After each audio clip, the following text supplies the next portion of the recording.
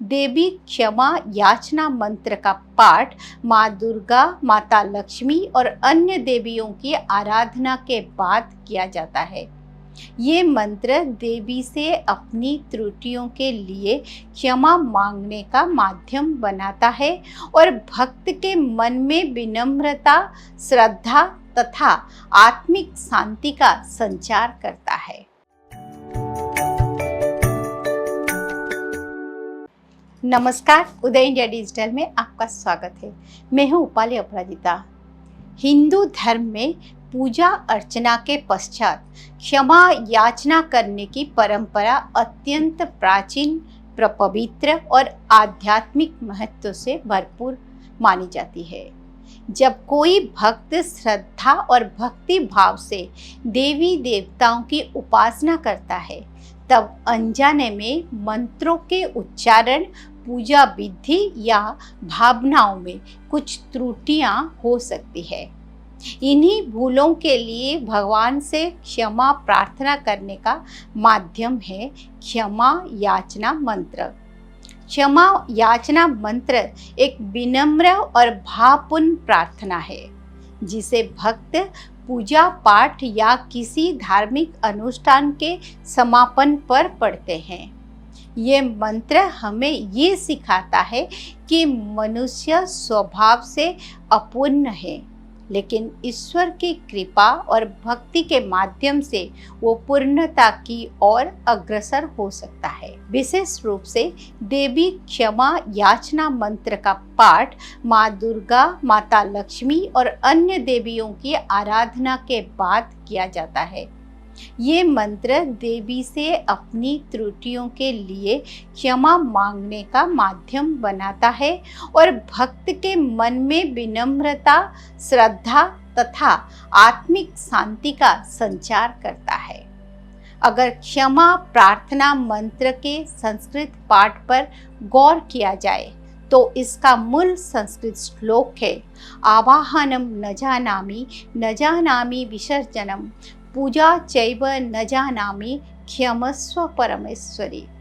मंत्रहीनं क्रियाहीनं भक्तिहीनं सुरेश्वरी तत्पूजितं मया देवी परिपूर्णं तदस्तु मे। अपराध सहस्राणि क्रियन्ते हर्निशं मया दासो यमिति मां मत्वा क्षमस्व परमेश्वरी। अगर हम संपूर्ण क्षमा याचना मंत्र को देखें तो अपराध सहस्राणि क्रियन्ते हर्निशं मया दासो यमिति मां मत्वा क्षमस्व परमेश्वरी। अर्थात मैं हर रोज हजारों अपराध करता हूँ। हे परमेश्वरी, मुझे अपना सेवक मानकर क्षमा कर दीजिए।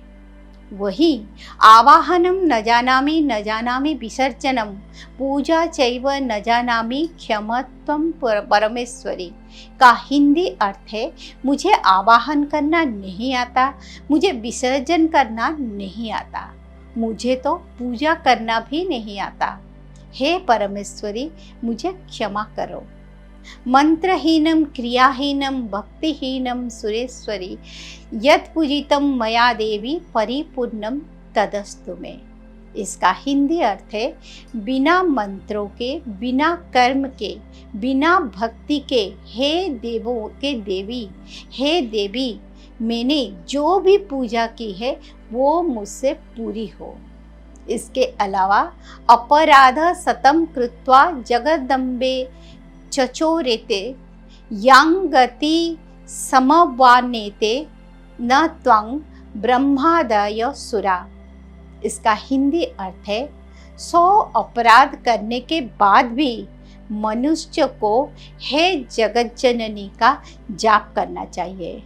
वो जिस अवस्था को प्राप्त करता है उसे ब्रह्मा जैसे देवता भी प्राप्त नहीं कर पाते। सापराधोस्मि शरणं प्राप्तोस्त्वा जगदम्बिके इदानीमनुकंपयहं यथेच्छसि तथा कुरु। अर्थात हे जगत जननी, मैंने निर्दोष भाव से तुम्हारी शरण ली है। अब मैं तुम्हारी दया पर हूँ, जैसा चाहो वैसा करो। अज्ञान द्विस्मृति भ्रन्यत्वा यन्यूनमाधिकं कृतं तत्सर्वं क्षमतं देवी प्रसिद्ध परमेश्वरी। अर्थात जो अज्ञान, विस्मृति और भ्रम के कारण कम और ज़्यादा हुआ है, हे देवी उन सबको माफ कर दो। हे परमपिता परमेश्वरी, दया करो। कामेश्वरी जगन्मात सच्चिदानंद विग्रहे गृहाणं चार्मितं प्रीत्या प्रसिद्ध परमेश्वरी। इसका हिंदी अर्थ है, हे कामनाओं के स्वामी, हे ब्रह्मांड के जननी, जो सत्य और आनंद के स्वरूप है, इस पूजा को प्रेम पूर्वक स्वीकार करे और कृपा करे। हे परमेश्वर, गृहात्ति गृह्य गोप्ति त्वं गृहाणं स्मं कृतं जपं सिद्धिर्भवतु मे देवी त्वत्सादास्तु सुरेश्वरी। इसका अर्थ है, हे रहस्य और परम रहस्यों की रक्षक, हमारे द्वारा किए गए इस जाप को स्वीकार करो। हे देवी, हे देवताओं के स्वामी, तुम्हारी कृपा से मैं पूर्णता को प्राप्त करूं। प्रसिद्ध भगवत्यं प्रसाद भक्तवत्सले प्रसादम कुरु मे देवी दुर्गे देवी नमस्तुते। अर्थात दया करो हे देवी, हे करुणा की मूर्ति, मुझ पर दया करो। हे देवी दुर्गा, हे देवी तुम्हें मैं प्रणाम करता हूँ। क्षमा याचना मंत्र केवल शब्दों का समूह नहीं है, ये भक्त की अंतरात्मा की पुकार है। इस मंत्र में 3 गहरी भाव समाहित है। विनम्रता का भाव, जो कि जब भक्त कहता है मैं नहीं जानता, तो वो अपने अहंकार को त्यागता है। ये स्वीकार रिक्त है कि सबसे बड़ी पूजा है। ईश्वर को विधि नहीं, भाव चाहिए। शरणागति का भाव, दासो हम य दास हूँ मैं, ये शब्द भक्त की पूर्ण शरणागति को दर्शाता है।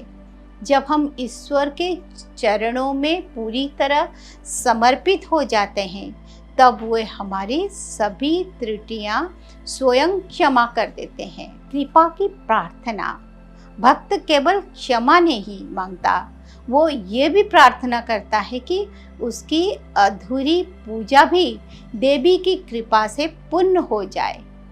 ये भाव भक्त और ईश्वर के बीच के प्रेम का सबसे सुंदर स्वरूप है। क्षमा याचना मंत्र को कब पढ़े कि उसको पूजा के अंत में और नवरात्रि के दौरान हवन या यज्ञ के बाद, व्रत के पारण से पहले, मंत्र जाप के बाद, दैनिक प्रार्थना के अंत में, परंपरागत रूप से ये मंत्र पूजा के एकदम अंत में हाथ जोड़कर और मन में श्रद्धा भाव रखते हुए पढ़ा जाता है।